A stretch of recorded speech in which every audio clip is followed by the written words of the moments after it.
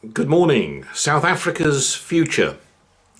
It's been a few weeks since I sent a video vlog out, and the reason I'm sending one out today, actually, I've just had a letter from our British Foreign and Commonwealth Office with regards to a letter I sent to them last month.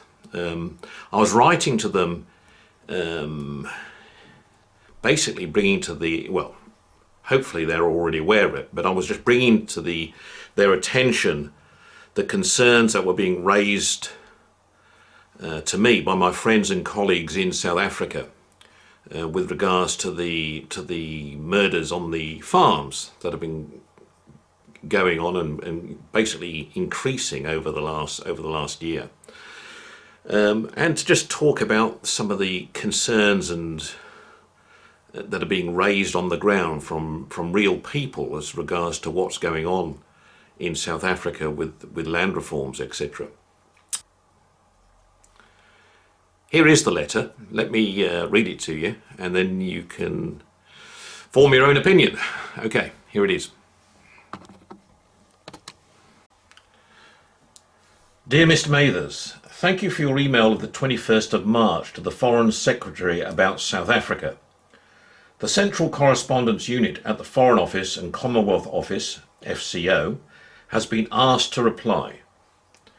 The British government understands the need for land reform in South Africa, and we welcome the South African government's assurance that the process of land distribution would be orderly within South African laws and taking into consideration both the social and economic impact. We further welcome President Ramaphosa's commitment that land reform will be carried out without negatively affecting economic growth, agricultural production and food security, and his assurance that he would not allow any smash and grab interventions.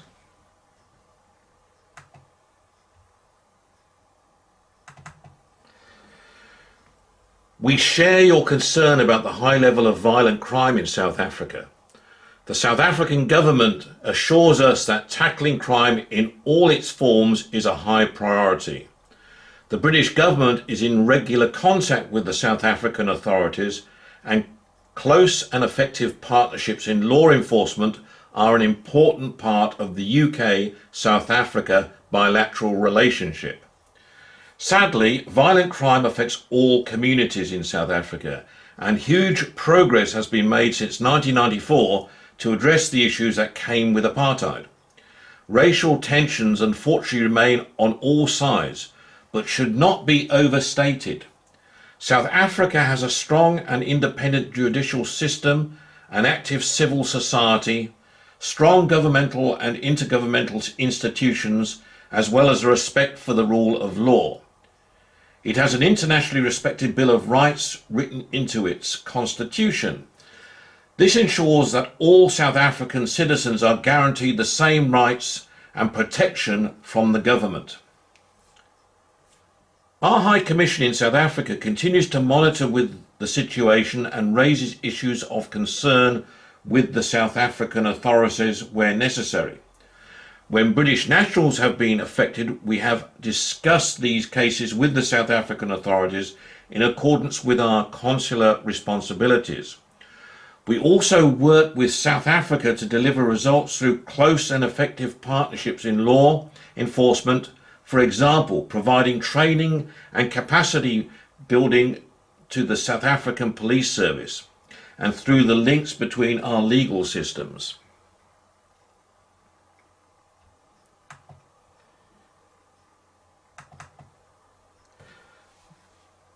The UK is committed to supporting the South African government to solve the deep-rooted historical problems of social inequality and poverty, and the UK will do all it can to help South Africa succeed.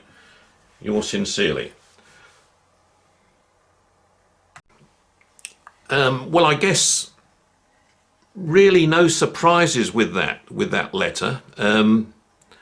You know, it's what I would expect the British government to say, quite honestly, in terms of the process and changes that are going on in South Africa at the moment.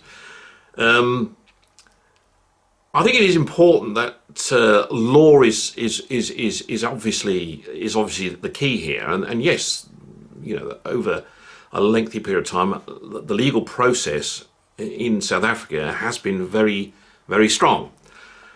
My concern is it falling down, especially when, in terms of what I was talking about in my last episode with regards to Mark Lamberti being found guilty for being a racist and keep being unfair with female workers, because that's absolutely ridiculous. That's been misrepresented in every possible way by the highest legal system in the country. So it does worry me if the courts are ruling those sort of situations. It makes me think, well, they are leaning towards the trying to support racial tensions because they can't be seen to be going against a black person in court. As and it's a difficult thing to say, I know. So that is a concern. The fact that yes, there is legal institutions in place, but are they really being unbiased in the whole process of making their decisions these days? Well, time will tell, obviously. I will raise concerns with what I see as legal positions now taking place in South Africa, and I will be talking to some legal representatives here in the UK with regards to some of the rulings that are taking place in South African courts these days. Look, the British government is doing what the British government does, supporting the South African government. No matter which party's in charge, no matter which, they're going to do what they can, and obviously will support. And we all will.